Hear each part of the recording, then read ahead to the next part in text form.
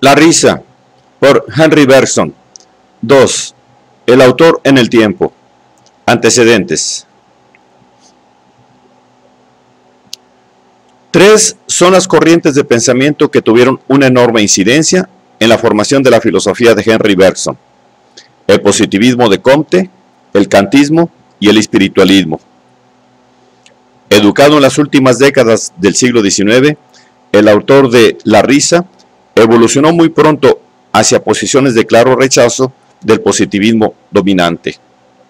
De hecho, una buena parte del pensamiento bergsoniano puede ser entendido como una reacción contra la exaltación de las ciencias particulares y de su método de investigación empírica, que promueve el positivismo.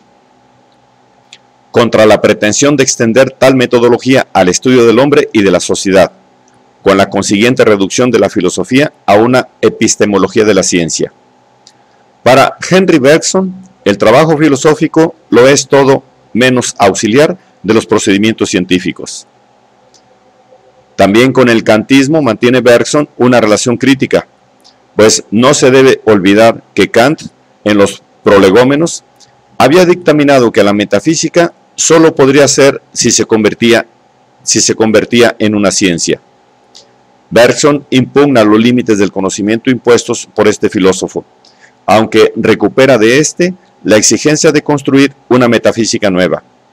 Metafísica que no se apoya en un sujeto trascendental, sino en un sujeto concreto que se siente durar en un tiempo que nada tiene que ver con el tiempo mensurable de la física. Con el espiritualismo, en cambio, Bergson se siente plenamente integrado.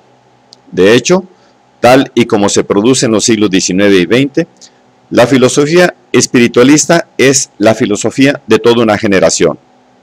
Los Raybalson, Boutroux, Blondel, Renouvier, etc., que responde de esta manera al predominio del positivismo, mediante una revalorización de la interioridad consciente del sujeto, punto de partida de toda metafísica con pretensión de no fundamentarse en un sujeto universal abstracto. Junto a estas corrientes que están en la base de la formación del bergsonismo, cabe señalar una influencia colateral de importancia. Se trata del evolucionismo, que Bergson recoge inicialmente de Spencer, aunque para criticarlo con posterioridad en sus aspectos mecanicistas y deterministas. A lo largo de toda su vida, el autor de La evolución creadora se opuso siempre tenazmente a cualquier forma de determinismo, y en particular al que preconizaba la psicología asociacionista. Su época. Punto de confluencia de las corrientes citadas, Bergson es, a su vez, punto de partida de una nueva manera de entender la filosofía. Su influencia, ya en su tiempo, en los años que van desde el comienzo del siglo XX hasta después de la Primera Guerra Mundial, en que obtiene el Premio Nobel de Literatura, fue extraordinaria. El bergsonismo fue filosofía de moda en los ambientes académicos y no académicos, y representó con bastante fidelidad los gustos y las aspiraciones de la burguesía francesa de ese momento histórico. En el campo de la literatura y el arte, la filosofía de Bergson causó un enorme impacto, sobre todo por su afirmación de que lo artístico presenta una forma de intuición mucho más profunda y ligada al ser real de las cosas, que la misma ciencia. El bergsonismo, de este modo, influyó en la música impresionista de Claude Debussy, en la pintura impresionista de Claude Monet, y el famoso escritor Marcel Proust, que estuvo emparentado con el filósofo, pudo inspirarse en la teoría del recuerdo puro en el momento de escribir el ciclo novelesco de En busca del tiempo perdido. Siguiendo en el terreno literario y artístico, hay que resaltar que diversos movimientos como el simbolismo francés o el hermetismo italiano, o como el cubismo, el futurismo y otros, encontraron en su contemporáneo Bergson una justificación filosófica en su afán por captar una realidad más profunda, por debajo de las formas naturalistas.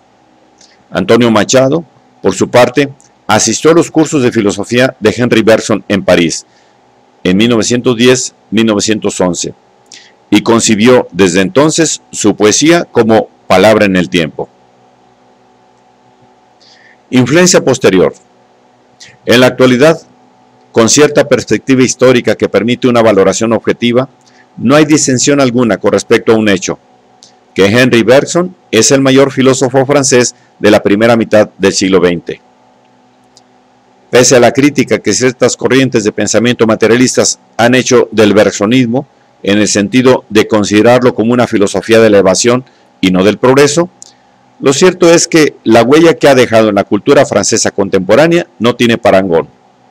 El autor de La risa fue el primero en quebrar la tradición del cartesianismo imperante en Francia, y su pensamiento ha afectado a filósofos como J. Segont, E. Leroy, A. Loisy, M. Pardines y L. Labertonniere, sin contar a Sorel y a Blondel. En la segunda posguerra de este siglo, el bergsonismo, aún sin formar escuela, impregnó a campos tan distintos como el del existencialismo y el catolicismo.